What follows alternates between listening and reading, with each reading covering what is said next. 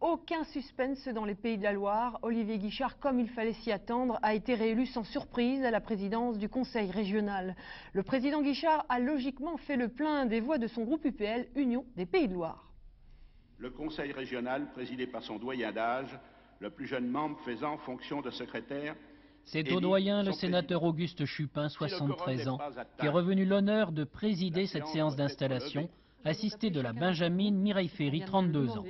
Au départ, ils sont 7 candidats à la présidence. Alors je récapitule, excusez-moi. Monsieur Olivier Guichard, Monsieur Bernier, Monsieur Jean Monnier, Monsieur Claude Evin,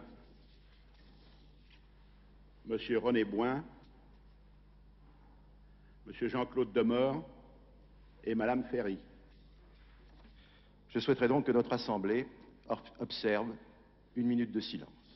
À noter dans les déclarations préalables une première passe d'armes entre les socialistes et le Front National. Le bicentenaire des massacres de 1793 et particulièrement dans notre région. Alors voilà le résultat du vote. Monsieur Olivier Guichard, 48 voix, élu.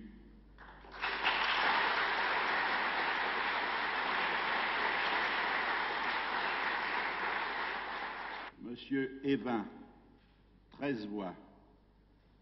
Monsieur Boin, 8 voix. Monsieur Demort, 7 voix. Monsieur Monnier, 6 voix. Madame Ferry, 6 voix. Monsieur Berny, 1 voix. Blanc, 4 voix.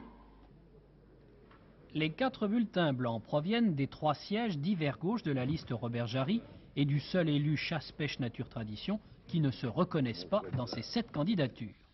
Doté donc de sa majorité, Olivier Guichard a d'entrée développé plusieurs thèmes, l'arc atlantique, la solidarité régionale, en expliquant aux 43 nouveaux membres la difficulté de leur mission. Cela le sera d'autant moins si l'État reste livré à ses mauvais penchants.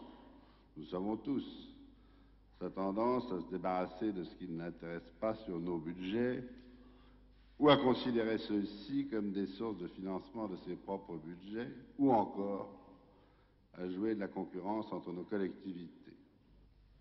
En fin de matinée, nouveau scrutin pour les 93 conseillers qui désignaient le bureau, c'est-à-dire la commission permanente de 19 membres.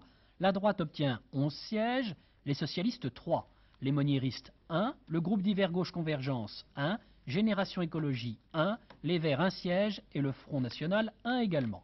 Situation confortable pour le président Guichard, reconduit dans un fauteuil.